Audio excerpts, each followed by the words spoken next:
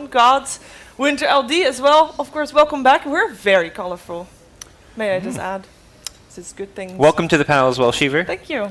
I'm full of energy. We've added a lady, so obviously we're upgrading here. We're bringing out the big guns. The hour grows late. Things are getting a little wild in Shanghai, but that's okay. I have faith in our royalty. Definitely. Oh yeah, a lady Shiva and royalty. I forgot about that. But Emperor Chan. For best of ones. Emperor Chan.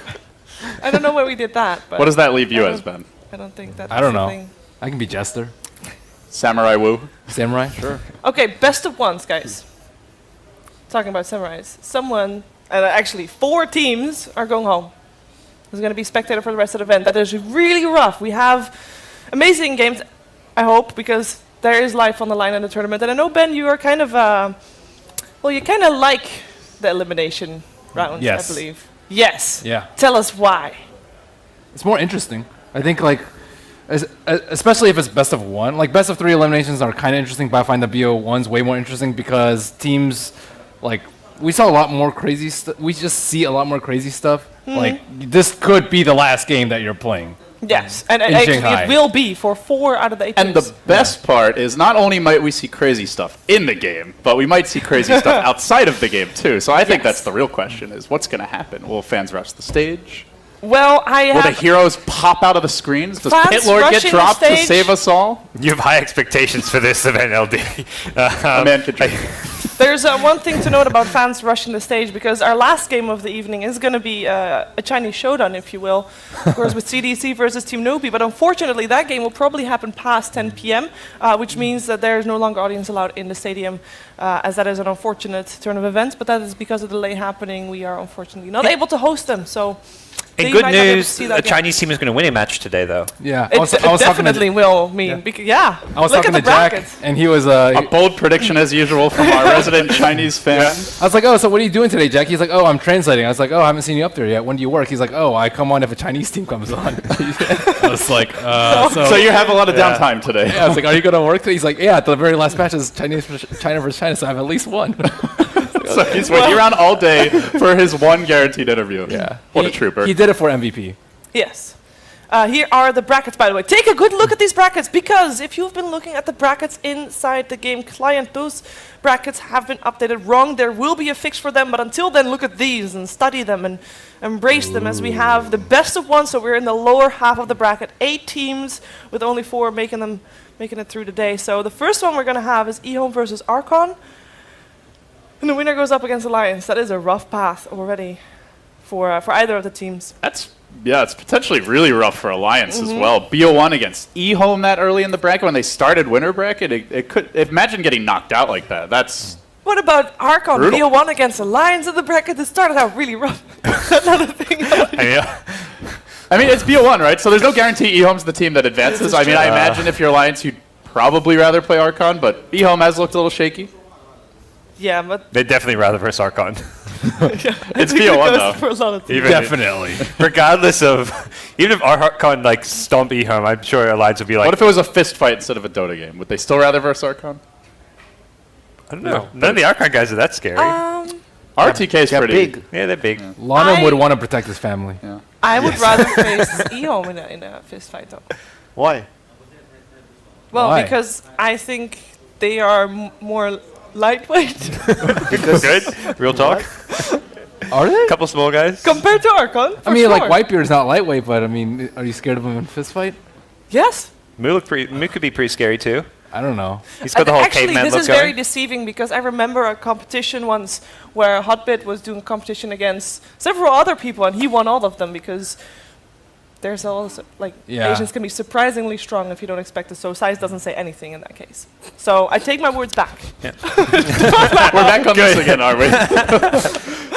Okay. It's true, right? Yeah. I'm not saying any falseness here. Anyways, we're gonna have 4 best of 1s. So our second one is gonna be Team Spirit versus Team Complexity. I want to just go over them, just talk a little bit about them, see what you guys have to say. Spirit, Complexity, initial thoughts. Probably the closest. 50-50? Yeah, Yeah. 50-50. Maybe, 50-50. I Maybe kind of slight slightly prefer complexity, but I mean, Yeah. complexity haven't won a series. Spirit showed some really good games in their group too. So I think that I feel like I'm biased towards complexity because we're always around Swindles and he talks about his team so highly. If I hadn't actually talked to Swindles, I'd be like, yeah, it's probably Spirit favorite. I think it's really like even match. I think anyone of those two teams can perform well, can win the match and go on to perform well against other teams. Spirit has better strategies, but they're more likely to choke.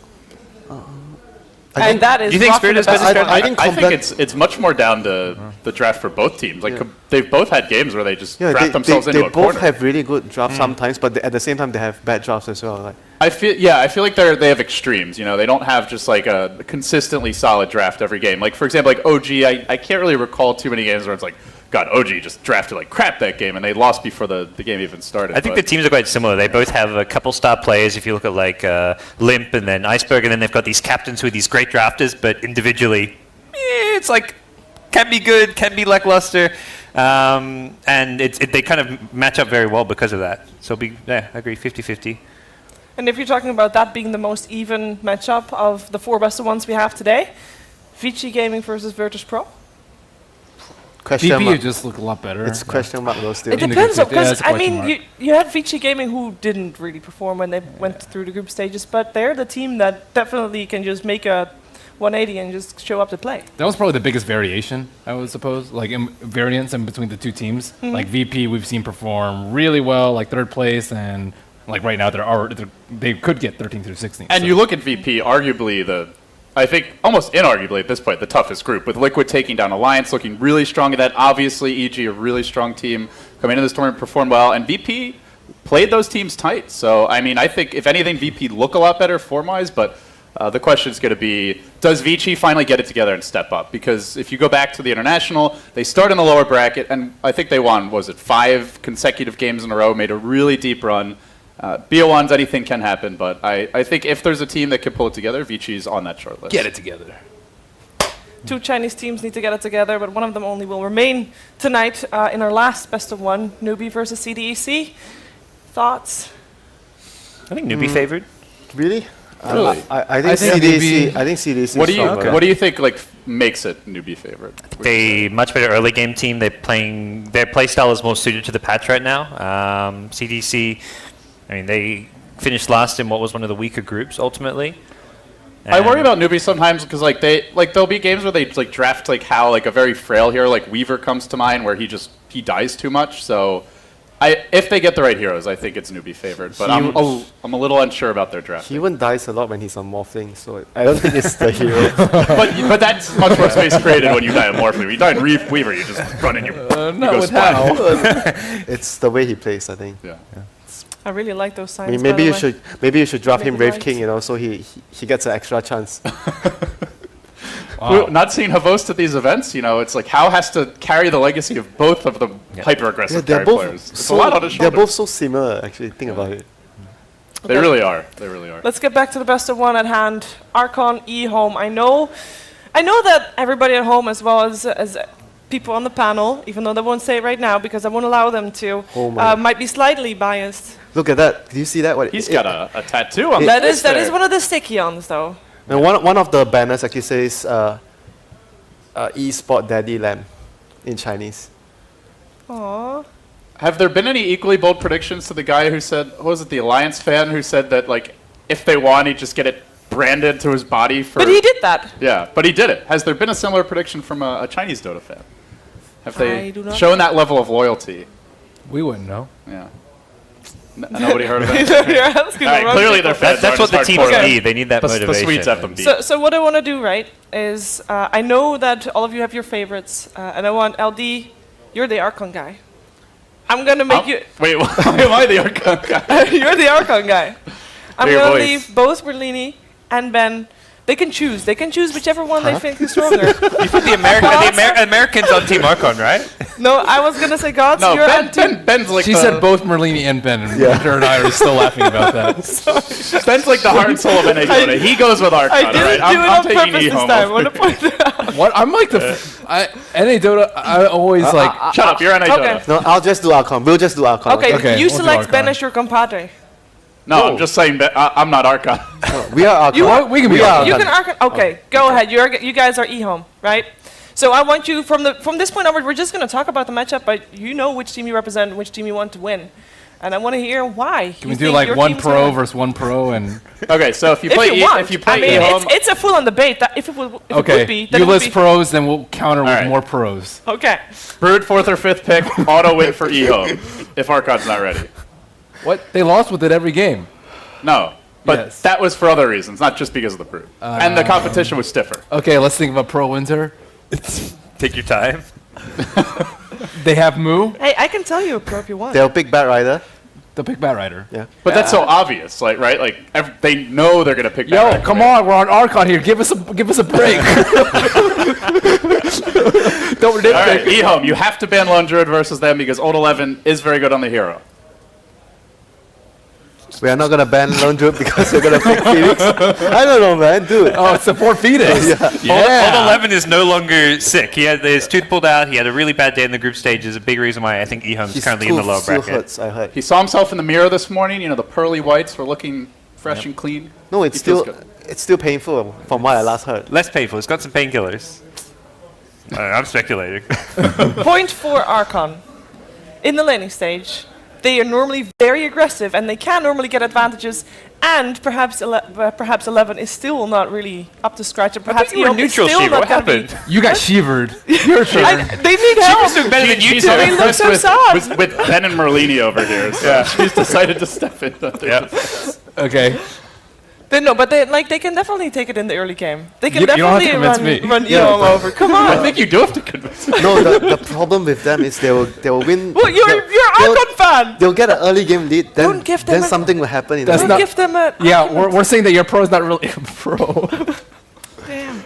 All Okay, right, give for it EHOME, I think just in pretty much every role, they're more individually skilled. Like that's other than I think Moo's maybe the one really individually talented player in Archon. Archon just don't have they lack that superstar presence. You've got CTY, you've got Old 11, these big playmakers, and I think Archon just lack a big playmaker. Archon have nothing to lose. I've got one good reason. Okay. It's the year of the monkey, and they have monkeys. I like that one. Nice. That's good. In all seriousness, for Archon, I think if they get out to a good start, they have a decent chance. Yeah. But if they fall behind early, I feel like they have absolutely no chance winning this game. Whereas EHOME could have a bad laning stage and come back. I don't think that's in the cards for Archon. Archon has struggled with their mid-game execution. We've seen quite a few times they get an early lead, like they'll have the fast Blink Dagger on the Bat Rider, find some pickoffs, but then it seems like their coordination and teamwork is lackey at times. They'll kind of go in one by one, they'll start hemorrhaging kills, and they're generally not drafting like super late game lineups, so they can't afford to give those up. So I think they're the more tempo dependent of the two teams. But if they can execute, I definitely wouldn't rule them out. I just think they're heavy underdogs. I came up with a reason why they might be so tempo dependent, Archon that is. If they have a good North American scene, very top heavy. If they have a good laning stage, normally they run over their opponents. Not the case when you have an even skilled team against you, or even higher skilled.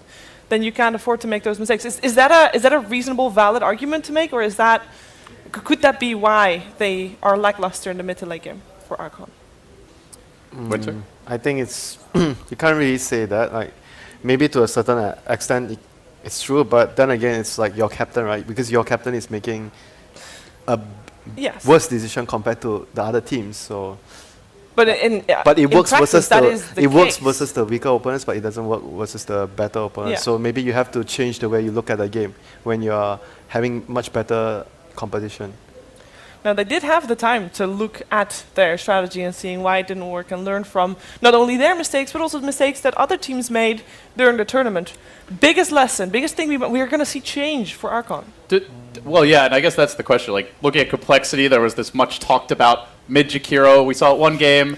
Didn't really pan out. The laning stage was bad. Have you guys heard of anything like that for Archon? Anything that comes to mind that they could bust out that is kind of a pocket pick or something They different? did try Mid-Jakiro. They tried Support Nature's Prophet as well. They tried Roaming Mirana. I'm hearing the word tried a lot. Because they didn't win a Depressing. single game. That's the rough part, right? They didn't win a single game in their group stage. They don't have anything good to go off on. It's like, okay, that worked, and that worked because we did this and this, and we can maybe recreate that in a future game. I mean, to go back to what Ben said, this is a team that's rumored to have roster changes coming after the major unless they have a really good performance here. I So say that? they really don't have anything. He's did putting that. words in your mouth. No, I didn't say that you said that part, but basically going back to your point that they don't have a whole lot to lose. So to the extent that's the case, which is the word on the street right now, that's where I feel like if you have something crazy like that, you might as well bust it. I actually like their PL. I think I saw one of the games where they actually. Jo had a really good game. Yeah, they ran PL and it looked really good. Did they run IOPL offlane that game? Was that game? I believe it was. Not sure, but I remember they did play one game PL and they had a really solid early game. I remember they had CM. I'm not sure about IO. And their early lane went like pretty good. So I think that was one of the few games that I genuinely thought that Archon could have actually won. So I would actually I would think that one of their best bets is running PL. I think the CM is definitely replaceable though. That hero fell off. Yeah, but super hard the aura is really good for PL, like his true. early game. So maybe You already have IO, right? And I'm the IO not, I'm was not sure if helping they had PL. IO that game. I think that had the tiny IO and the PL1 game. So. Okay, so coming into for EHOME, they've had a lot of time to practice. They have a lot of time to think about, because they were in the first group. They had a lot of time to think That was actually about what they were going to do differently, and they were struggling, of course, with 11 still having the dental issues. So they kind of might think it was only that we lost because of him not really doing well. But coming into this, the most important stat that I found about them was that they are actually 18-1 on the Dire side. How important is it to take that away from them, especially in the best of one, where perhaps Roshan can make the difference? Well, let's bear in mind that in general for the entire tournament, I think Dire has like a 61% win rate in the first place. So already Dire's winning a lot more, regardless of which teams are playing. 18-1. That's 18 But that's ridiculous. still a crazy stat. Yeah. Win first pick, I have to add. Okay. Sorry, not win Dire, but win first pick. That's on My this bad. current patch. Oh, okay. Yeah. Stats, they're great. They're great. It's great when you just I throw knew these there numbers was- out. You probably make it up, Shiver. It's like No, 18 win and 1 loss when first pick EHOME. Okay. I got it written down. Do you want to show them your notes to? No, prove it? no, because they won't be able to read my handwriting anyway. So good. Okay.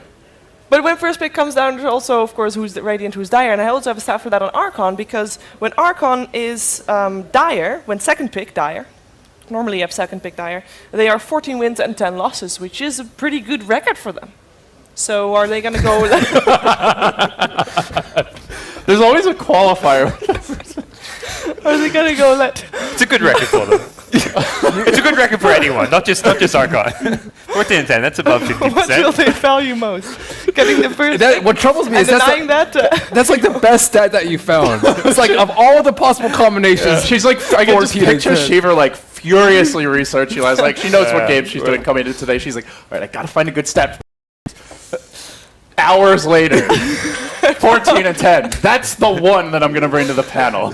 No, they're also very fast in their games, Yeah. and EHOME is not. I mean, to go back to like what qualified them here in the American qualifiers,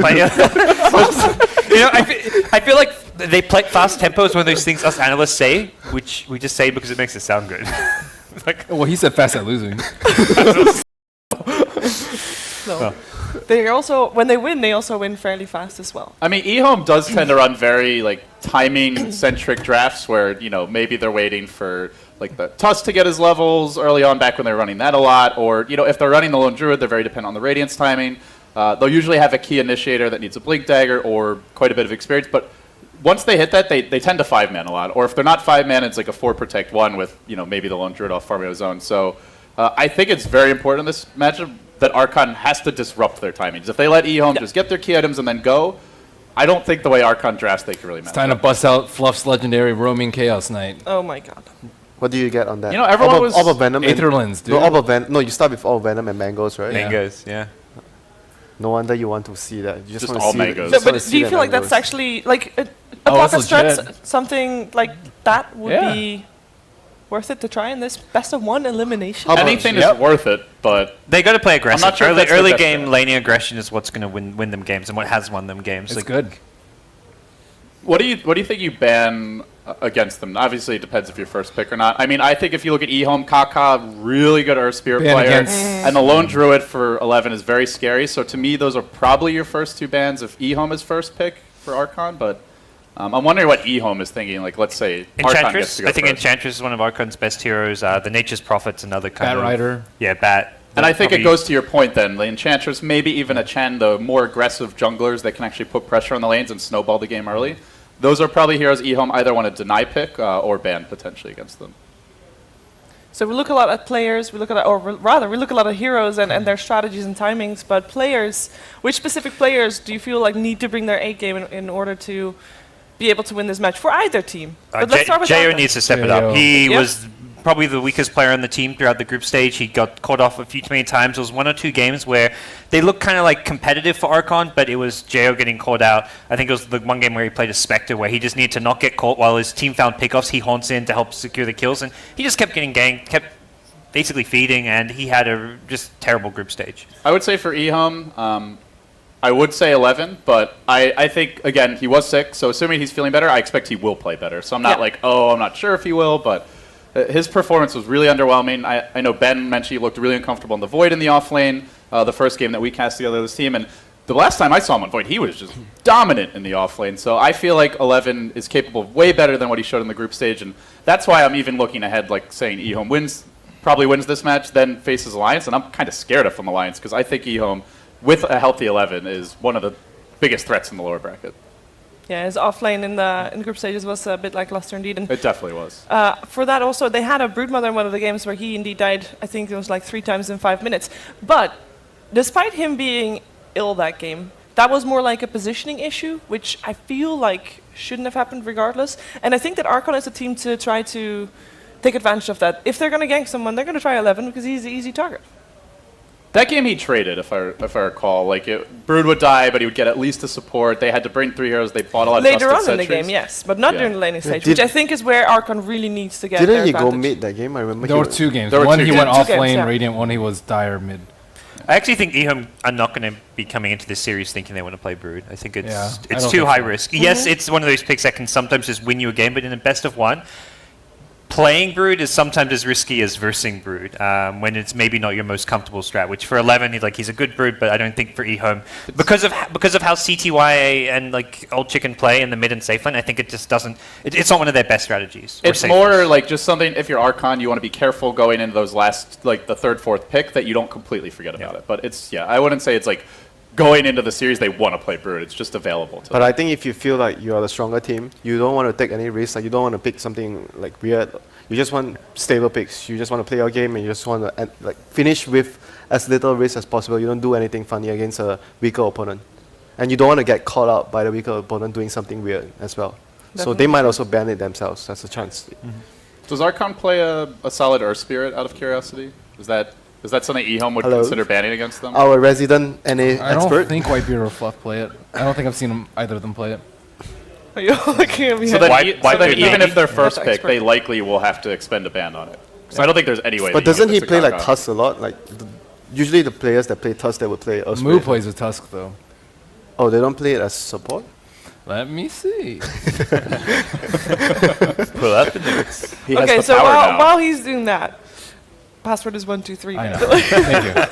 Uh-oh, they're coming for us. The lobby I password wanted as to know well. if you, I mean, you said Jo was not performing up to scratch. Is there anybody, do you feel, on the team of Archon that is definitely, taking the team on his back and just going for it? And a player that could potentially do that in this match as well. We talked a lot about Moo. I think it's. How about Monkeys as well? Like when Monkeys He has had he's a been good very hot or game. cold. Yeah. He's had some games His where bat. he really took over and had a big impact. Other games where he just played really poorly. So. Any specific heroes for Moo? I know he plays the mean Enchantress. Enchantress is really good for him. Ooh. Prophet? Yeah, You Prophet's meant quite from good. Yeah, Prophet? yeah. I think the Enchantress is best here, but Prophet probably one of his top 3. He's also the Bedrider player, isn't it? Monkeys will play. They normally run the bat mid for Monkeys. At least that's what they like to do typically. They play like that S4 style mid-tempo controlling bat rider. Looking forward to seeing Bedrider as well, which is apparently the most high contested hero for this. What are you laughing about? The Earth Spirit said they picked it 6 times. They have a whopping 17% win rate. That's got to be the worst Earth Spirit win rate I've ever heard. Spirit, please. Oh, that's rough. Well, actually, I think Fnatic was 0-2 with Earth Spirit, so technically that's the worst. Really? At least at this tournament, I believe. It At was. this tournament? They think lost all their Earth Spirit. Oh no, it was coming into this tournament. Oh. We were doing the research. They're either 0-2, maybe they're 1-2. I think it was 0-2. Yep. Big difference in win it percentage though, wasn't- so it's kind of important to get the details right. So wasn't unbeaten. apparently we've got 30 people in the EHOME booth. I guess they're turning it into a sauna, but Wow. we're just waiting As on if it's the not warm enough there. the already. issues to get sorted out here. Actually, it's not that warm in the arena, I guess. No, but EHOME, what do you feel in terms of players who is underperforming apart from 11? Because we're going to give him a pass for being ill with dental issues and whatnot. Are we? Yes, somewhat. Should maybe. we be? For now. No excuses. S4 was everybody here playing has had WCA with dental a issues horrible at some fever, point. and he played great. So why should we make excuses for 11? If S4 played bad, we'd be making excuses. Though. There's a difference between just being ill and having like this gigantic pain in the back of your head, which basically messes with your mind. Everybody has had wisdom teeth that are annoying, right? I for one, You're can making it sound like a sympathize. brain parasite, not a sore tooth.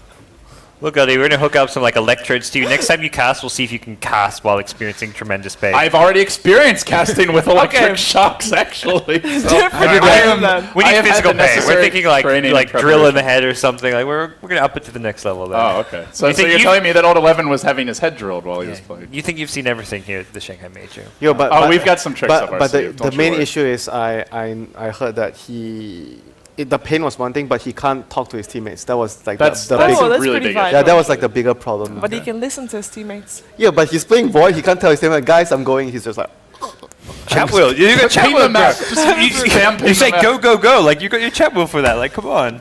No excuses. I'm going. Okay, no excuses. okay, he We're doesn't over. use his chat wheel. for Okay, it. then we're not going to look at the worst player, because if there's no excuses, that was I'm really 11. disappointed at Ben, because this is normally where the Ben Wu that I know comes in and says, loser talk, unacceptable, I don't want to hear it. But now he's just like, you're soft, Ben. What do you have to happened?" say for yourself, man? Physical pain. That's also something I can make fun of a player for. We're not making fun of him. We're calling him out. I think it's a legitimate excuse. No, it is. So, Okay, Can't give him too much it's a crap. legitimate excuse. Okay, we can move on now. Okay. okay. Then we don't look at the worst player, but we look at the best player. Which one is it? Is the player that can put his team on his back and go? Lamb, Yeah? Daddy Lamb. Is Lion? Yeah. Yeah, his Lion in the group stages was good. amazing. He got Blink Dagger real fast to make sure that his whole team just basically won the game. I think it was also CTY's Ursa that game where he had he created so much space and bought them so much time. CTY could potentially put Archon on his back as well. It depends. He hasn't done that in a while, but it's the possibility. You But know. like with him, it's like he's not really hot or cold. I would say like 80 to 90% of the time he's incredibly strong for EHOME. But every once in a while you get the classic CTY game that brings a smile to all our faces. Not today. Not today. What do you think about CTY Lifestealer? Because both of these teams actually play Lifestealer. And Do they're they- the only two teams I believe that have played it during this Is tournament that so an far. offlane or jungling lifestealer for Archon? For Archon, it was, I believe, a jungling Lifestealer that went into a dragon and had a radiance nice. and just did one of those things. And a Dota. Yeah, that's the kind of cheesy strats Archon may need to bring. Or maybe it was the safe lane farming Lifestealer when there was Nature's Prophet support. That could be that game. Actually, that was that game. Okay. Safe lane farming, Nature's Prophet support, Jakiro mid. They all did that in one game. I wouldn't put him past Archon to run like Medusa, too. Like, Jo really likes that hero. They ran a decent amount of qualifiers, so... It's hard to feed on. What's it's- would I imagine that'd be something they'd pick up pretty late in the draft, not drop the Dusa bomb like Who first two knows? picks. Fourth pick, maybe? First pick Dusa. Let's go. First overall pick. If you want to throw for your opponents, that's a good way to do Instant it. Invoker Anti-Mage from Mind games. And then you run a All support about Medusa. mind It's like, what now, guys? We just picked it for the Stone Gaze, not for the Mana Shield. Like, Ugh. Okay, we're going to take a step back and think about play styles for a bit. Either of these two teams is going to take it, and then they're going to go up against Alliance tomorrow. I actually want to see EHOME play complexity with a Lion. Because Swindles was talking so much crap about the Lion pick, Yeah. and Lonham's was pretty good. So that would mean that EG have been playing live. I want to see like another EG. PPD and Lanham have been just disgusting on Lion this tournament. I think they're averaging like 2.5 to 3 hero stun per impale. They're averaging a Ravage every game. Yes, Yes. every stun is at least like 2 to 3 heroes. I've seen very few just 1 hero stuns from them, especially not later on in the game. worth putting Lion off lane with some support. I mean, maybe if Swindle's playing the Lion, it's not worth the pick. But. Is that a flame? Yes. I can't flame Swindles. He gave me It's a mother. funny because he came backstage earlier. He gave me a hug. He's one of my absolute favorite players, just because he's not afraid to speak his mind, and he's very willing to share his insight on the game. But Yes. Come on, man, that was just a layup. Okay, Lion, highly contested pick this game or not? For these teams... It's in the rotation of supports. It's definitely not like a priority pick. But doesn't EHOME might pick doesn't it, I Archon run Lion at all? Fluff will play it, yeah. What do you No, feel not are like a the top priority, priority but- picks for this Archon series? like Disruptor a lot as one of their supports. I don't know if that's really a priority. But We Support thought Bat- LGD Bat first Rider pick and- Disruptor. The support CK. Bat Rider You and mentioned for support CK. Archon, yeah. That's not going to be actually. contested. Oh, the contest. top, yeah, the top. Wait, what Top you contested picks. Oh, okay. Yeah. Nature's Sorry. Prophet, Enchantress. yeah, MP, Bat Rider, and maybe Invoker. Ursa definitely for Ursa's a kind of EHOME. niche pick, yeah. For Yeah. both, even I think could see Archon has run it on occasion as well. Yep. You got to remember that BO1s, though, they tend to be safer picks. I would not be surprised at all to see like AM versus Spec on one side. Like JO likes like Spec and I don't CTY think- likes AM. But don't you think if Okay. you're Archon, you're more willing to take a risk? You're like, whatever, No, I'm just well- going to do level 1 Roche Ursa. That's what we think, but it's usually one of two ways. It's like, one is YOLO, I'm just going to do whatever, like Spirit, they would just do level 1 Roche, probably on main stage, even though, you know, they could But if probably get from the CTY, crowd. I mean, EHOME don't want to, like, they're obviously coming into this one as heavy favorites. They're worried about getting cheese. Won't they pick something less greedy? They're not going to pick an anti-mage. I think it'll just be stable draft from both teams with a lot of late game. Seems I guess if stable you can looking. wait and see what your opponents pick if you're EHOME Yeah. before you go into your Like, greedy if they carry. start off with, like, Medusa first, and you're like, you know, you'll do something different, but... I think it's going to be a quick game if they start off with the two. But if it looks like they're going some like cheesy, like early push type strategy, then you don't then pick the AM. Yeah, of you course. pick Phoenix and Sunray. How much time do you feel you need if you see Archon going for something cheesy? How much time? How many picks in do you think EHOME needs to adapt? It's, I mean, they just their last couple picks probably. Yeah. I mean, it Like, depends on the situation, right? Like when they show something Yeah. weird, like usually you don't really open your draft with something weird. You open very standard, and then at the fourth pick you take a turn and Yeah. things change. You know. They'll probably just open like with a 1-2 punch of like a support with like a one of that cores and Off not lane, reveal too much, maybe. like a void, Yeah. like a void plus support type thing, or Bat Rider maybe. They made Old 11 also plays a good Bat Rider, so they could take it away from I could see monkeys. Death Prophet. I could see that being contested pick. Actually, Yes. that is a hero that EHOME was very successful with at Definitely more MDL. likely I'd say Archon would go for the Death Prophet. It's not a hero EHOME has been running. much At of. MDL they played it, didn't they? They ran it, let's see, once in their last 10 games. So it's like in their rotation of picks, but not a go-to by any means. Fair enough. Void? Void has actually been run quite a bit for Old 11. Granted, yeah, he but that didn't do was, well with it? I was gonna say because Void was very high number of games picked in the first day of the group stages, It and seems then like nobody won with it, and everybody just thought, "No, let's not touch that hero again." I think the reason why because ball becomes faster and faster, Yes. and Void is like, I got this spell that I have, it's so strong, but I have it once every 2 minutes. So and everyone is like, okay, Void Chronos kills 1 or 2 heroes, 1 team fight done. Then the next team proceeds, Chrono down, we smoke, we try to get Roshan, we try to get tower. And it's always like the team that is playing against the Void plays very well around the Chronosphere's cooldown, and then the Chronosphere becomes a liability instead of a strength of the team because the cooldown is so long. I think you can still play fast paced though. I think time dilation is really good, especially against like yeah, but Slark, Bristle. it depends etc. on like it's very lineup. You usually pick the hero just for mostly for Yeah. the chrono. The dilation is like a bonus. Oh, this game time dilation is actually really good, but you don't specifically. Oh, this game dilation is good, but we are picking the void because We've of seen that. it sometimes, like versus Invoker. It's like oh, Invoker, Bristol, Zeus. These are the 3 heroes that are even Earth Spirit actually. yeah, Slark, Earth Spirit. There's a lot of stuff. Okay, gentlemen, it is time for us to get into the draft and see what we have for this elimination match. It is going to be Archon taking on EHOME, and one of these 2 teams is going to be spectator for the rest of the event. Turn to battle.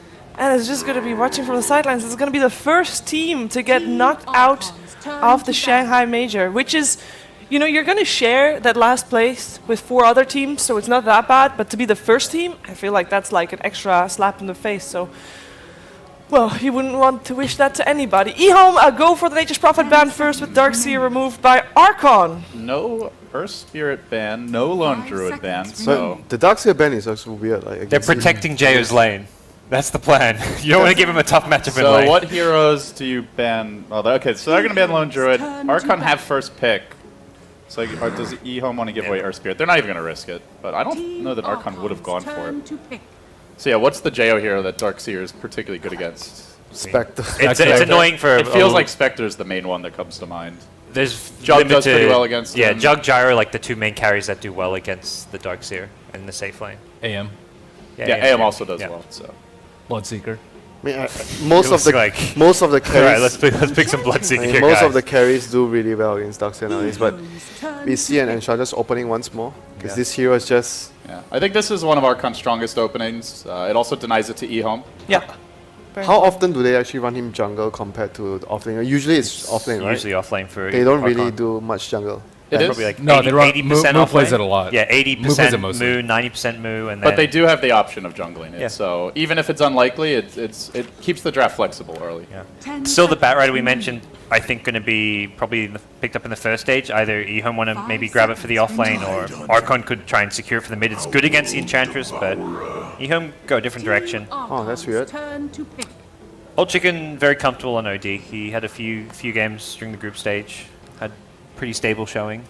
Yeah, OD is not exactly that great against Enchantress early on. I mean, I understand you're great after you get a lot of items because you can nuke him down, but in the early stages of the game, I don't think OD is that great versus Enchantress, especially an offlane Enchantress that has a lot of levels and items to begin with. Remaining. More likely to be mid. Yes. Old Chicken. Oh, I've seen actually CTY's Both played it play once or it. twice. Yeah, they both play it. That's right. I think Old Chicken plays it a little bit better though. Reserve time. Flexible, I guess, which is what you kind of want against a team like Archon when you're worried about them going for something a bit out there. So with this opening, Batrider doesn't feel all that appealing. You've got the Tide to counter initiate, the OD Banish, which is decent against him. So I think maybe taking that into consideration here, Archon not going to go for it. So they grab the Witch Doctor, which does. I mean, it still technically could be support Enchantress, but it feels like quite likely it will be the offlaner here. So I kind of like that from EHOME because if they didn't want Batrider for their strategy, they don't actually have to block pick it, but they still have solutions, and it's a good way to deal with Archon's 5 likely seconds follow-up this remaining. draft.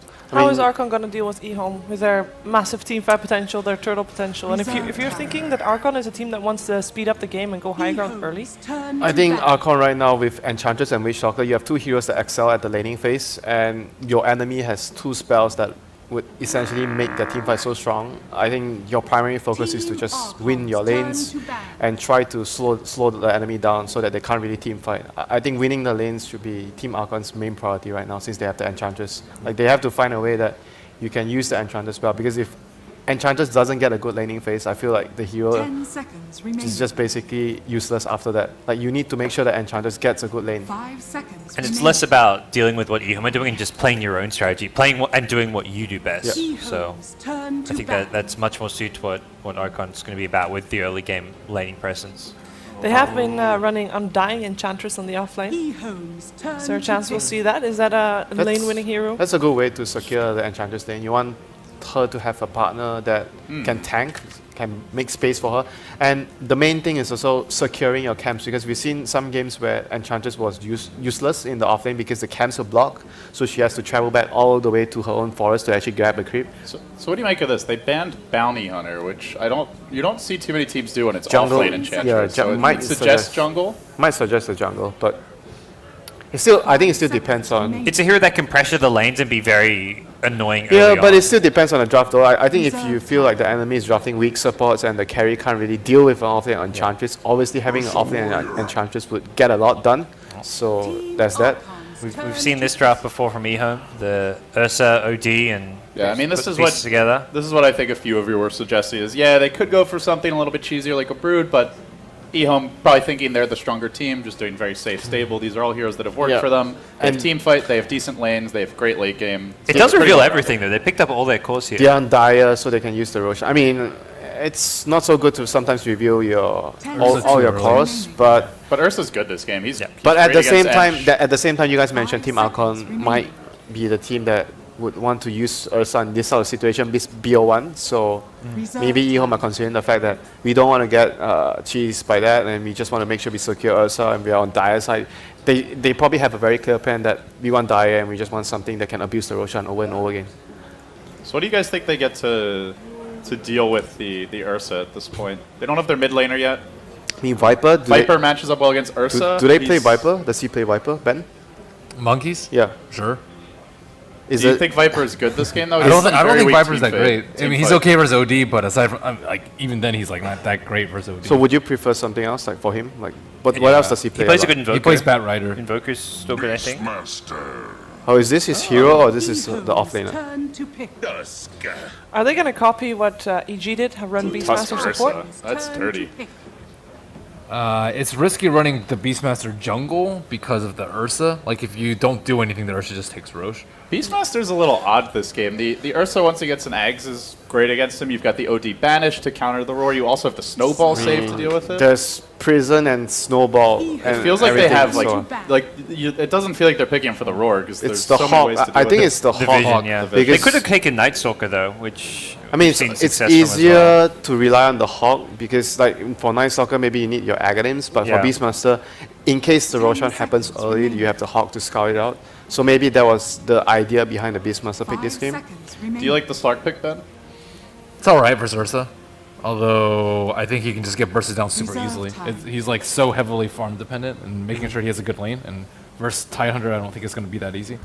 It does explain the Darkseer ban, although they went for it pretty early. It's a fairly Yeah. weak laning carry against most Turn to matchups. ban. I mean, he might have a difficult time against Tide, but I think with the Witch Doctor, it's sort of alright. Because if you have a good support and Tide is alone, you should still be able to free farm pretty easily against Tide. Because at the end of the day, if your Witch 10 Doctor gets like seconds 1 remaining. point, maybe 2 points in Maledict early, and Kraken Shell doesn't remove Maledict, so you're 5 always seconds very worried remaining. of the kill potential that the Witch Doctor plus Stark have. Then you can't really play that aggressive as a Tide unless the Tusk is down there with you. EHOME's turn to pick. EHOME, last pick, Phoenix. So This their is- their end draft, very heavy. This team is fight. one of Karka's absolute favorite heroes on the support position. So they might run dual lanes, so with this pick, maybe. Tide +1, not sure will be the Phoenix or the Tusk. Because generally against Slug, you don't really want to leave an offlaner down alone and just let the Slug free farm. You want to contest it if possible. 'Cause Archon Slug- seems really weak against 5-man, and EHOME is super heavy 5-man. yeah, but Like, from their opening, they don't really want to 5-man. I want to say like most picks when a team 5 opens with seconds Enchantress, remaining. it's more Right. you want to focus on winning your lane and you're not focusing so much on team fight. and speaking of winning lanes, Mid Beastmaster, offlane Brood. Is it mid? Oh, is it mid brood? Brood? Monkeys plays mid brood. oh, mid-brood, yeah. you're Yeah. right. So are they going to send the Tide mid? That's the question for EHOME. Ah, I guess you could try and send like support plus Ursa bottom or support plus. I think the OD almost needs the safe lane. If you're not sending a mid, that is. So Okay, I want to hear it, guys. Starting at the far corner, LD. Who is going to take this game? This elimination game. EHOME is going to take it, and if I'm wrong, then Archon wins the lanes heavily. If they don't win the lanes, absolutely no chance. Okay. What about I- you, Gods? I agree. I think I like EHOME. They've got the team fight. They've just gone for a more stable draft. The brood could be a little bit problematic, but I think ultimately EHOME will be fine. And on the right corner, we're going to go for the NA team that's going to win their lanes. Are you not giving Ben 5 the seconds remaining. Nope. option? No? He stole my line. Okay. Well, I guess it is time to get into it. The first elimination game of the Shanghai Major. Archon taking on Team EHOME with the dynamic duo of Odie Pixel and Draskell. That's dynamic indeed. Thank you very much, Shiva. We're here with Best of One. It is Archon versus EHOME. I'm Odie Pixel. I'm here with Draskell. The game is underway, and Draskell, we were talking about the drafts a lot, and as they said, it's all about winning the lanes between these two. Now, are Archon going to do it with the mid-brood?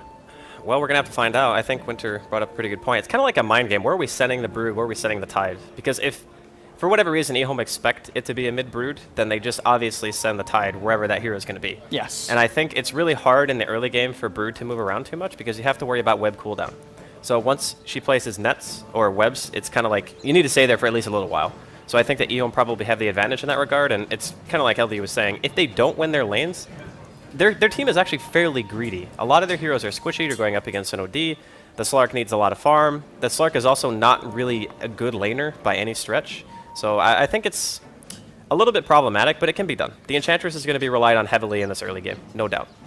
And I mean, talking about the Slark, we're looking at the side of EHOME. In terms of catch potential for the Slark, I mean, you're pretty much just looking at the Tusk with the Snowball stun, maybe the Tidehunter's Ravage, but other than that, the Slark, he's got the potential to be incredibly slippery this match if he has a decent start.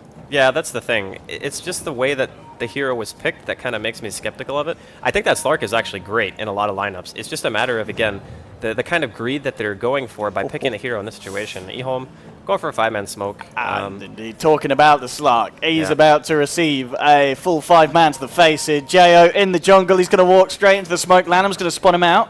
And the pings are coming through and we'll pounce away here. Jo keeping it safe, but they actually got the snowball onto him. And here we go, straight in with the stun onto Jo. Oh, it doesn't quite catch him though, the stun.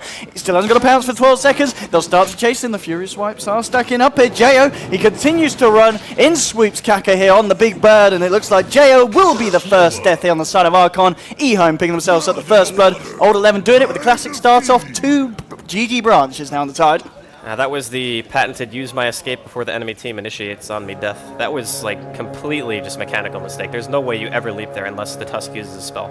Because one of the only ways that you die in that situation is if you get sharded. But if you get sharded, you might have to... Oh, hello. 3-man bouncy cask in the river, but they just go straight up to the high ground there with the snowball. Gush again onto Whitebeard. Looking for this one. He's got level 1 enchant. That's not going to save him. He's going to go down. And Old 11 proving this is how you play Tide. You roam around the map. You start with 2 GG branches and you level Gush. This is a total disaster right now already for Archon, and it's not even 1 minute in. Like, the first creep wave is clashing right now, and as we expected, we're going to see the Tide versus Brood matchup, which the Brood you can win this matchup for sure as Brood, but it's hard. And the thing is, you're not really going to stop Old 11 from getting any farm in the lane anyway. The only thing they have going for you is the fact that he's skilled level 1 Gush. That is pretty much your only advantage in this lane as Brood. We'll see how one Monkey's can do after Tide to get that very, very nice time on the bottle thanks to his build and thanks to lane. actually the kick health. And indeed, we're going in on to Moo here. EHOME closing the gap.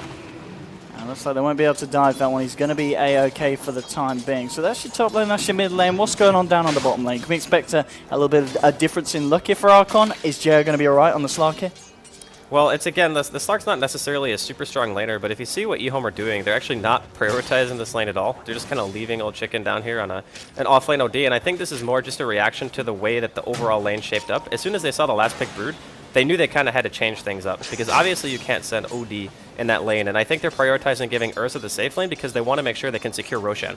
So CTY needs the safe lane to get to a point where he can at least pick up some lifesteal. Maybe he eventually rotates to the jungle and they start to give Old Chicken a little bit more farm priority. But even in this lane, like, they're not really stopping him from farming. He's just kind of chilling here, you know? This is a really bad sign that this hero is not really being zoned or anything. Talking about Roshan, I'm looking at the lineup, I'm seeing, you know, because you've got this mid-tide, you're going to be hitting level 6 at the same time, and maybe not even before the Ursa Natural. Hold that thought, because straight in on the bottom lane, they are going to look for the kill here. Archon, they jump forward. I think it's going to be a defensive Astral here on the OD, but it looks like Old Chicken could still go down here, and he will. They will find themselves a kill there. Nice smoke up and rotation there from the Enchantress with the Dark Troll Summoner. Will get Archon a kill on the board. Yeah, it's very necessary that they at least pressure some lane. Like, at the very least, if they can kill the offlane tower, try to move their supports around a little bit, maybe look towards trying to help Brood win mid a little bit harder, because not having Kraken Shot level 3 in this matchup can be a pretty big deal. It just means that if you do rotate in and they realize the fact that he's skilled Gush, it can actually be abused in this matchup. CSY is 11 for 3 up against the Brood's 11 for 4. So it's incredibly close at the moment in terms of the farm for both of the mid laners. But yeah, as you said, when it's coming to taking Roshan with the lineup that EHOME have, you look at Archon's lineup, at that point where, you know, with the Ursa, they're going to be able to take it really early on. Archon, they don't really have the lineup to stop them, do they? Well, their team fight's not what I would call good, which is why LD was emphasizing the fact that the laning phase from Archon needs to be more or less flawless. Now, you can contest the Roshan by just sending in like Enchantress Creeps, getting vision of it with the Hawk, but in terms of taking a 5 versus 5, because this Tide is getting a lot of farm priority, like Old 11's going to be 6 at like 5 minutes, you know, 6 minutes into the game, somewhere around there. So with that being said, fighting against a Ravage when you have Brood on your team, who's not notorious for being the best in terms of contributing to team fights, it can be tough. Certainly just like that, thanks to Kinnis with the Broodlings in the city. He's jumped one wave ahead, now he's 27 against the 13. I mean, Old 11.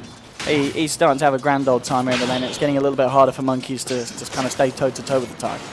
And this is kind of why I was thinking that they might like try to play a mind game and not just straight up send the Brood mid. But I suppose if you're Archon, you really don't have that much of a choice. Like, I don't think I wanted to put Beastmaster in mid in this situation. Although I will say that it probably would have fared better. Like, the Brood in the off lane and then Beastmaster mid might have been better in terms of the lanes. Bottom lane, Old Chicken on the OD, 12 for 1 at 11 for 3 on the Slark. So, I mean, did you expect this to kind of go as evenly as it has, or is there a surprise that Old Chicken's maybe getting as much as he is? Well, in the beginning, they weren't really zoning him at all, as we're going to see. Oh, man, he doesn't even get the rune. That is... Oh, God. He bought a bottle, had no mana, and then he gets shard blocked like that. That's a really rough thing to happen. That was really nice shards. But yeah, as far as the bottom lane goes, this is a game where you're looking at Archon and you say to yourself, okay, we need to win the lanes. The Tide has 32 CS. Clearly some of those can be spiked. Straight in onto White mid and a couple of swipes there from the big bad bear. CTY will take down the Enchantress. No mercy there for Archon on the top lane. Yeah, this is not going well. Right, CTY 27 for 18 here. It's got the potential to not be very pretty, this one, unless Archon are able to do something to slow down the Ursa. I mean, how do they deal with an Ursa that's got this much farm in the first 5 minutes of the game? The Beastmaster, I think, was supposed to be kind of the answer for that, because when they picked Brood, clearly they had in mind to send it mid, and there was already a Tide on EHOME, so I don't know what necessarily the game plan was from Archon, like if they were trying to force some weird lanes out of EHOME that might have given them some kind of advantage, but I'm just not seeing it. Like, even bottom lane, Jail's just getting harassed right now by Old Chicken. He just doesn't care. And Kaka can just sit off to the side, and if they ever rotate down, he obviously has an easy escape. Even if he gets disabled, you can Astral, and then he can just swoop away no matter what. So the off-lane OD is farming more than your safe lane Slark. The Ursa and the Tide have respectively like the 2 highest CS in the game. And EHOME has Ursa, so they can just kill Roche whenever they want. And think about this matchup as well on the bottom. Jail's got to be careful, because in terms of having mana to pounce and shadow dance, he has to be very careful how much intel that OD steals. Because if he gets to the point where he's only got one of them, and as you said, the Phoenix, Kaka hiding in the sideline, ready to jump, has the potential to take him down. He's going to get a bit of backup now, Jo. We're going to see a rotation from Archon. There's some of them coming in behind him. We'll see if they can find any way to get close to EHOME. But EHOME just controlling the laning crew a little bit really nicely, keeping it under their tower and ensuring that the OD continues to farm as safely as he is. And we can see on the CS at the moment, all top 3, all on the side of EHOME. Trying to go in now onto Old Chicken. They're throwing out the cast. Joe jumping for the Maledict is doing a lot here to Old Chicken, and they should be able to find the OD. He's trying to turn around, get as much onto Jo as he can, but he's going to lose his life. Kaka getting forced back. So Archon, they hang around, they wait for the jump, and it pays off there. Good things are happening on the safe lane. Yeah, getting those kills are really big, because otherwise the Enchantress pick doesn't really do much. So it's really nice that Whitebeard's rotation has managed to secure something here. CTY is unbeaten on Ursa. All right. Literally 100% win rate. Average KDA of 8-1-11. I mean, that's pretty terrifying. And that's games against teams that aren't Archon as well. Yeah. This is... I mean, that's some heavy flame, but yes, Radiant's you are top correct. tower is under attack. Just saying. But as far as the pace of the game, like, look at the CS. Good God. Like, the net worth, too. It's like the Brood has 27 creep kills at 7 minutes. The Slark has 24. Even with 2 deaths, the OD still has more CS than the safe lane Slark. What is their fallback mechanism? Like, there's no team fight. You can maybe go for a smoke gank, but you certainly can't gank the Tide. He bought Shreds. Like, he's going Shreds mech. He's going to be super tanky, right? The best lane to kill is really bottom, and killing the offlane tower doesn't really give you that much either. Screw your Hawk, gold 11, Seth. More gold here for the big Radiant's beast. top tower Yeah, is this under is, attack. I think, one of the most farmed Tides I've seen 7 minutes into a game for a long while. Quite crazy, and they want to do something about it, Archon. They're coming in, they get some good bounces here with the cast. Nanum jumped in as well, but the Maledict doing so much here. The heal, want to get some of it, and Old 11 turns around, gets the Ravage onto 3, looking for Whitebeard. The Snowball fort, they'll take down Enchantress. Then Old 11's just continuing to fight. He doesn't care, finally gets nuked down there by Monkeys Forever, and that's a big kill for the side of Archon to pick up. And I think if it ends like that, they'll be fine with that one. Taking the 1-for-1 trade, but getting that high priority kill on that Tide, who was having an absolute ball of a game. That was about as good as you could have wanted it to go if you're Archon. Like, Ravage used, kill high priority hero. Yeah, that's keep doing that. If you can continually, like, 4-man or 5-man mid without getting punished in any way, then that's going to be what you have to do. But, I mean, CTY already going into Roshan here. There's no vision here from Archon either, so we're going to see Monkeys actually grab himself a rune top. But there is a Hawk, so we'll know. Certainly will know. The question is if they could do anything about it. And looking at where EHOME are, I don't think you'd want to run into this one. The rest of the side are there ready to back up CTY if Archon do decide to try and do something around the pit. They are heading over here themselves. Monkeys Forever maybe positioning himself for a bit of a cheeky play. We'll see if he can get away with it, but no, it's already down to EHOME. They picked it up and the spider just gets destroyed in the pit. CTY with the Roshan kill, with the Aegis under his belt, and with the dead spider as well. I think obviously stuff like that looks bad when it happens, but I do think that Monkeys had to go for that He play. had to go for it. Because here's 2 things that happened, right? They ganked mid, and Ravage was used, so that was technically the best opportunity I think the Archon would have had to win that fight. Dire's top Bottom tower lane, old is chicken, under getting a attack. jump here. Right, here we go again, trying for it, but he Okay. just turns around. He's not going to quite get the kill onto the Witch Doctor, and with Jo coming in, if they can take down OD, but the heal from Kaka just making this an impossible one, it seems, and he just turns around, takes down the Slark. Whitebeard is there with the micro, trying to control the OD. He's bringing Old Chicken incredibly low here. Can he quite find the kill? One more touch would do it. Now he pops the stick charges. Old Chicken's out of there. We can see Whitebeard desperately wanting to dive that one with the heal, but it's not enough. And even the Centaur getting taken down there by Kaka's big beam of doom. Radiant's middle tower is Losing the Slark there, and unfortunately Archon desperately trying for the kill that time in the safe lane, and it doesn't pay off this time. EHOME are just pressuring on so many fronts simultaneously. Like they're pushing in mid tower, they're getting kills on bottom lane. The only thing that Archon have going for them right now is the fact that Moo's pushing top. And I do think that team fighting again is going to be really rough for them, so I think this is the right play for Moo. Not to try to go for the direct engagement, but take something away from EHOME and not put yourself in a situation where they're just going to keep walking away with more, because now they have the Aegis. Like CTY is going to have Blink soon. He's only like 500 away. It's 10 minutes in. This is some really terrifying stuff coming out from the lineup of EHOME. I guess at this point, if you're Archon, you're just hoping that mistakes are going to be made and you're going to be there to capitalize on them. We've got Archon smoked up, Fluff and Moo, ready to try and get themselves in position for something mid. I still don't have that level 6 on the Witch Doctor though. He's halfway through 5. Therefore, will be a nice addition to these pickoffs that they are looking for. They're going to continue to move. Radiant's top tower. Question is if they can find anything. Looks like bottom lane's going to be the call.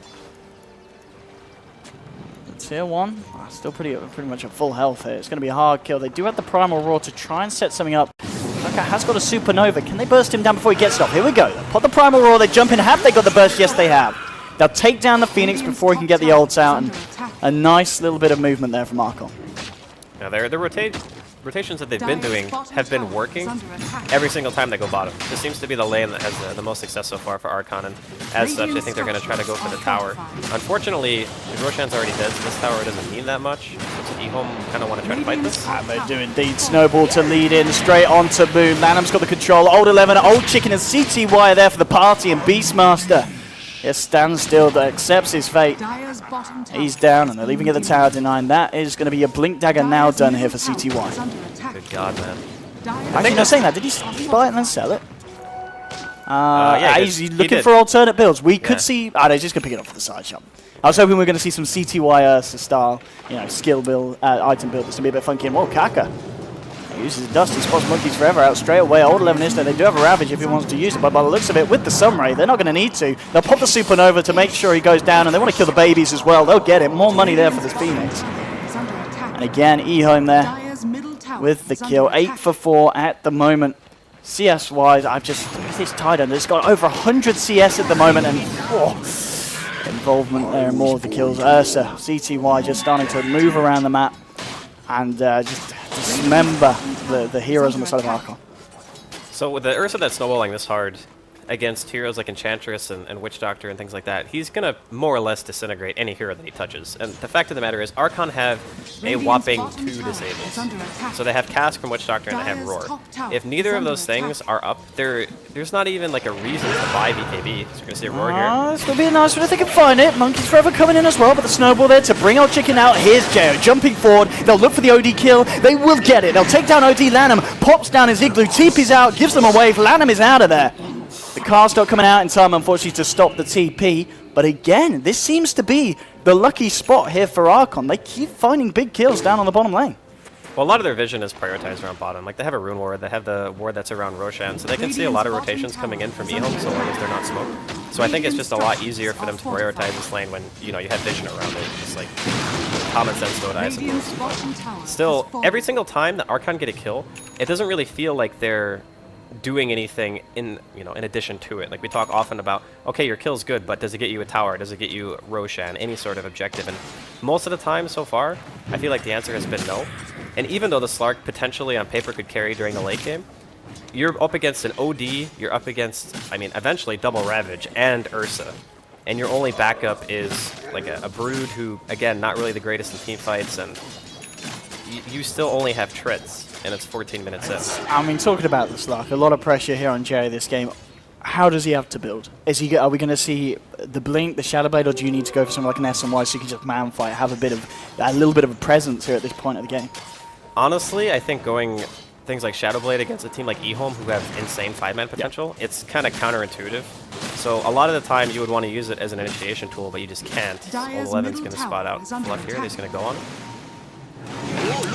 Indeed, Fluff trying to fight up for his life. It's not going to be enough. Has fallen. Top lane just trying to make the most use of the fact that they know they're down here. Jo, he's got to run now. TP's coming through. Old 11's in the neighborhood. Level 11 now, and this tied into 2.7k gold on top of the treads the mech. I mean, Old 11, I guess there's a lot of things you can go for here. Well, the bloodbath is going to continue in mid lane as CTY's trying to jump forward. Won't be able to quite find a kill though as the ball slow. Causing some issues for him. He has got Kaka hanging around on the Phoenix. In fact, they want to try and go in. Phantom picking up CTY here in the snowball. CTY starting to run this off there. The Astral keeping him alive. The boar desperately trying to find him, but they'll kill the boar here. And it looks like he will be able to blink away. Kaka gets the dust out onto Monkeys Forever. And they try and find and chase down this brood kill. Old Chicken coming in with the orb snaps. The cask holding back the OD, and the bounces are favorable, but it doesn't matter. The Sunray from Kaka. Too much for the Spider. It's another kill here for EHOME, and we saw just how close Archon were there to killing CTY, and they just couldn't do it because of the OD there with his Astral.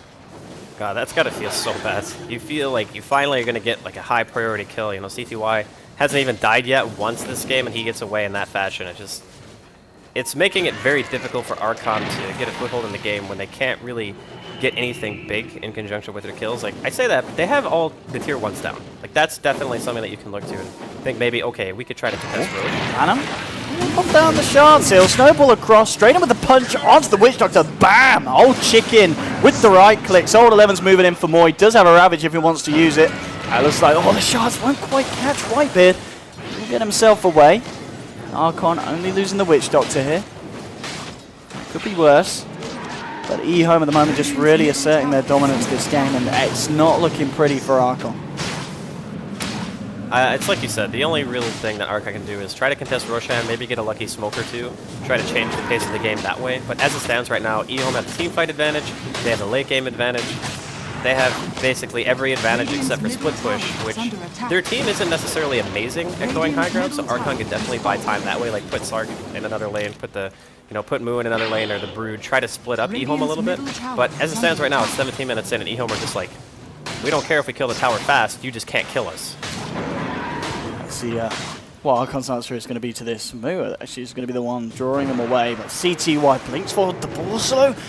I might just save Moo for the time being, but he's got a big bad bird chasing him as well. Look for the TP out, and he's going to make it. He's out of there. Nothing to hold him in place. Back in the mid lane. The fight continues. The cast thrown out here by Fluff. Whitebeard spraying out the impetus. Monkeys Forever trying to get himself a bit of a spider army going. Tier 3 already at half health. EHOME still standing strong. They've got all the ultimates available. Jo desperately trying to make something happen on the top lane. Looking to cut the way and try and get that tier 2 down. So there's a bit of a cash influx here for his team. Almost certainly going to need him to come back and do something in defense. The question is, as a Slark at this point of the game with the items that Jo has, what can he offer? I'll pop out the fortification, but EHOME just stand there strong. Nothing phasing them at the moment. Everything online, and here we go. They jump straight forward onto the Beastmaster with the Walrus Punch, and there's your Ravage. They'll get the Supernova out as well. It's an absolute massacre by the looks of it. Double kill here for Old Chicken. They will lose the tide as Jo is able to jump in there with the Shadow Dance. Now the question is, can Archon find anything else out the back of this? No, CTY, he comes straight back in. He's onto the Enchantress. Now he's looking for the Slark as well. Old Chicken and Kaka moving back in. There's a buyback here on the edge, but JO's down. It's a double kill for CTY. Slark does have buyback, but EHOME, I think they'll be ready to kill him again, and CTY, he's going to look for the edge. Whitebeard just brought back. With the heals, enough to keep CTY off. Didn't have the power to fight through the untouchable. He's Forever, seeing if there's an opening, but they want to just try and protect this. At the least that Archon could do is force EHOME back so Jo doesn't have to expend that buyback. Now, looks like the Spider's going to be enough to spook him. Monkeys Forever, and off you go.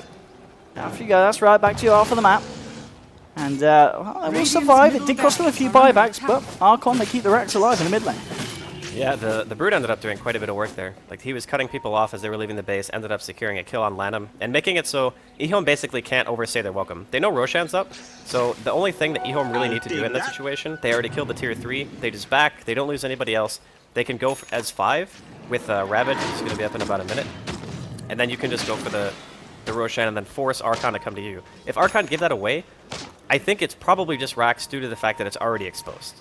It's very difficult to fight when you don't have a tier 3 to defend anymore, especially when, again, we talk about how EHOME has just this insane teamfight advantage. And the Slark is starting to get some farm, but he still needs more time. And the fact that he's even, it looks like he's going for BKB, I feel like this item, while he might feel like he needs it at the same time, it's going to be very hard to recover your farm if you go for BKB, and then immediately after purchasing it, you need to have like a successful team fight or like 5, because they're just that far behind. And talking about the team fight, the fact that you look at old 11, he's got the Shiva's guard now, ready for the next one. It's going to be even harder for the side of Archon to bite through the armor of this lineup, especially with the build, as you said, that Slark's gone for. Very defensive here from Jay, but you can't blame him. It could be Assange, but it could be. It could be into the SL1. I feel like he just wants to buy the BKB for the Ravage and for OD. Well, let's see if we can get some kind of action here. In terms of the individual hero net worth, how is Joe doing in comparison? Still pretty far behind the 2 top big boys on the side of EHOME. Old 11 and CTY there, sitting at the 10k mark. And going to be a smoke up from EHOME. And this, see what they can catch out. Taking into the jungle. Jo at the moment on his own down there. Looks like they're just checking out the area. This is such EHOME find that Roshan's going to be easy for the tokens. It's an extremely low risk play. Like EHOME are very aware of the situation they're in. They like walk up the hill maybe just to see if somebody was in the area, like if the smoke broke, maybe they could find somebody. But as soon as they walk up a bit, they're like, okay, we've placed some wards. We don't really need to go for a kill. Oh, land him straight in with the snowball onto Monkey's forever, but well, Stuns doesn't quite catch him. Monkey's a little bit too speedy here under the cover of the web. What is he saving for, by the way? Monkeys has like 3,500 gold. Is it just one of those situations where you're like, all right, I don't actually know what to buy because the game is super hard? Jayo going for the smart TP out. Shadow Dart's TP. He's got the recipe for the BKB. CTY unable to catch that one. And that's what we're talking about. One of the pluses of the Slark here. Unless they all jump on him as a 5-man, most of the time he's going to be able to get himself out of there. Yeah, it's really tough for them to kill Slark. But the problem with the hero in this game is, I think in this particular match, the Slark can't even go for like the 1v5, you know what I mean? Like he has too many heroes to go through, and plus his laning phase is also weak, and Archon's overall draft is very greedy in the sense of their lanes. Like, did any of their lanes win, actually? Like, their safe lane lost, their middle lane lost, and off lane definitely, yeah, they lost all 3 lanes for sure. So they might lose the Rax now on top of this one. EHOME hammering away. Archon, what's the answer? They've got everyone up. So they just let it go. There's just nothing that they can do here to stop the onslaught of EHOME. And they'll take the racks and they'll be out. And as you said, EHOME just playing a very clean game at this point. Jo, he's running straight in. He wants to try and fight here. Archon's coming through as well, but they've already lost Witch Doctor. CTY now unstoppable on the Ursa. A courier on a bit of a suicide mission there, and he's going to live. I think the uphill mischarge kept him alive then. It's a good job because that had the BKB on. CTY now jumps straight in onto the edge. It's a double kill here for the bear. And that is your Aghanims now picked up from CTY. Jo is kind of rushing around on the back. Not quite sure what to do here at this point. Oh, sorry, it was the Brewmother's BKB on the courier that was just delivered.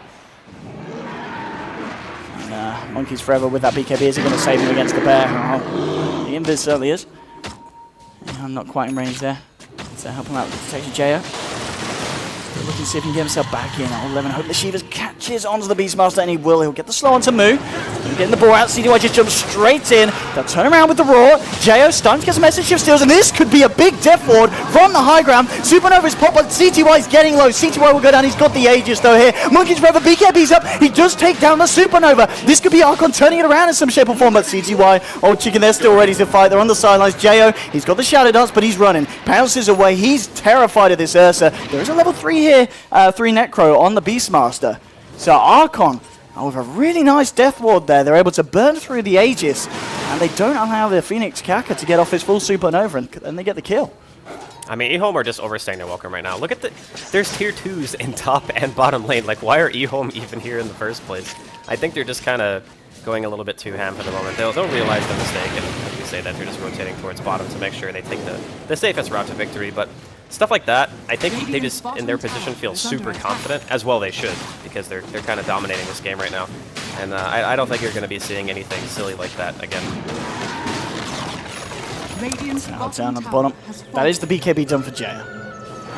And they want to make use of it straight away. Archon immediately with a smoke up from the base. This is a good timing. They have fresh BKB on the on Slark and 9-second BKB on Brood. But they are technically fighting into Ravage and Sanity's Eclipse. So even though some of the cores might be safe, the supports are going to have a real rough time. Still 30 seconds on Supernova. So it's going to be something if Archon can catch EHOME off guard. CTY, obviously now without the Aegis. If Moo can find the Roar, and he will. Roar strands CTY, and they'll move straight in onto the Ursa. Death Force drop, no mercy there for the bear. And that's a big kill for Archon to find. And the exact one that they want to try and find off the back lines. And off the back of that, with the Necro 3 on Moo's Beastmaster, they can start to get a push down the mid lane. I mean, it's 50 seconds without the Ursa. I don't know if they can force out a buyback, but they can certainly get a tier 2 at least. Dire's middle tower Yeah, that was is just under a little bit attack. greedy from CTY. He was using his ulti to farm. Otherwise, he would have been able to enrage and then probably just walk that off and buy time for the rest of his teammates to get there and help out. But it's still momentum that Archon are gaining into this game. Wow, old chicken.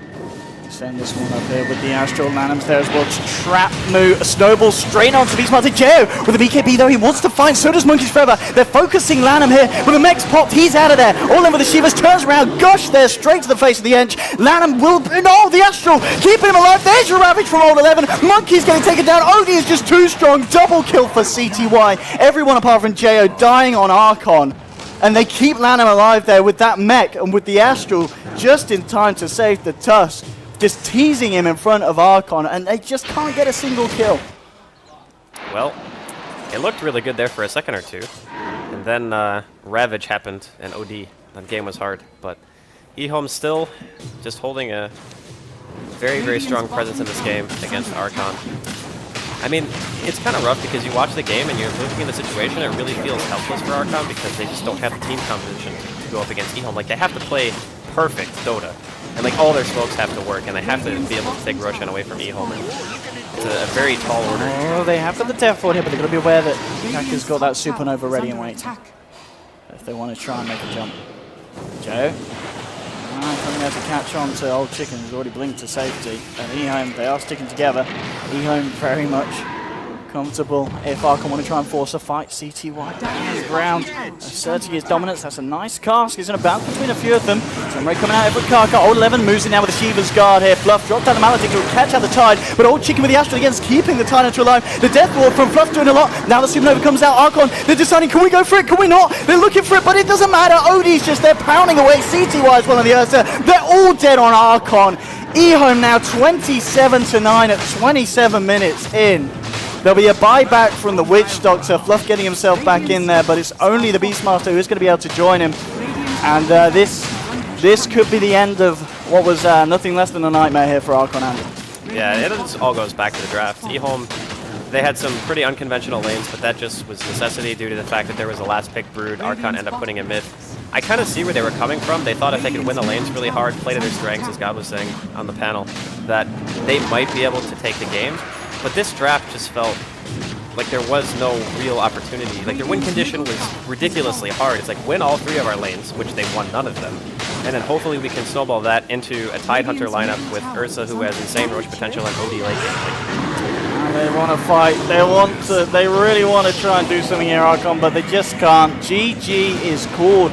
EHOME will take the victory here with quite some style, and Archon, unfortunately, today was not their day. Yeah, it is unfortunate, and obviously good on Archon for getting this far, but EHOME just seemed to be a little bit too strong. Yes, it was. I mean, as we said, they were talking about in the panel, it was very unlucky for Archon to meet EHOME in the first round of the low bracket best of 1. That's not something that you want to wish on any team. They tried their best, Archon, but the mid-tie, the CTY Ursa, yeah, good luck beating that, and an off-lane OD that was getting pretty much perfect farm in the first few minutes of the game. Old Chicken as well having an absolute one. But EHOME will be your victors there in the best of 1 versus Archon.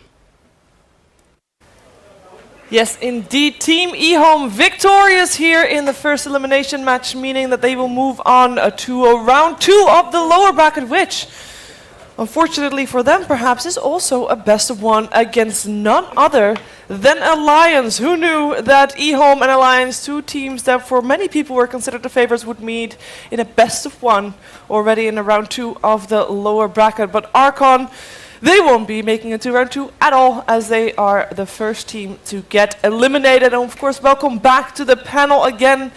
LD, Gods, Winter, Merlini, your initial thoughts on this match? I mean, we said they just needed to do well in the early game, win the lanes, and They they did lost all not. 3 lanes. I don't know what they're doing. You pick Brood, you pick Enchantress. Your lanes are meant to win, right, guys? Isn't that the point of picking these heroes? The Brood pick felt like the nail in the coffin, where it made, I think Draskell put it well, that they had to win all 3 lanes and then execute really well just to have a chance to win the game. And if that Brood pick is something else that's a little more stable, if they're not picking a Brood into a Tidehunter or something else that can dominate in 1v1, maybe it works, but It seemed like they actually had like the Brood pick premeditated, and like Yeah. even though they had a Tidehunter and heroes that they could kind of deal with the Brood, they're like, oh, okay, it's probably our best cheese strat that we could throw at them, except it just wasn't good versus the lineup. rather than the way you see most teams do it, which is like, this is a good Brood game, we can sneak it in 5th pick because they don't have the heroes to deal with it. So it felt like it was kind of a backwards approach.